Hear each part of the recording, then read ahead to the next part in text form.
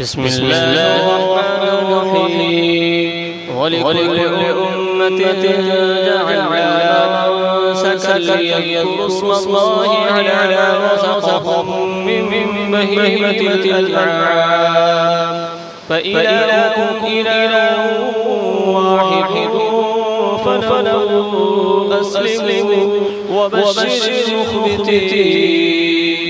الذين إذا ذكر الله وجلت قلوبهم والصابرين على ما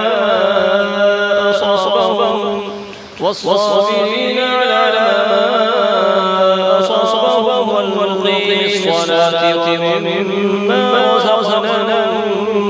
ينفقون والبدن جعلناها لكم من شعائر الله لكم فيها خير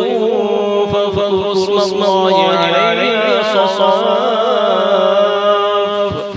فإذا وجدتموها فكلوا منها وأطعموا القانع والمعتر كذلك سخرناها لكم لعلكم تشكرون لن ينال الله لحومها ولا دماؤها ولكن يناله التقوى منكم كذلك سخرناها لكم لتكبروا الله على ما هداكم وبشر المحسنين إن الله يدافع عن الذين آمنوا إن الله لا يحب كل خوان كفور.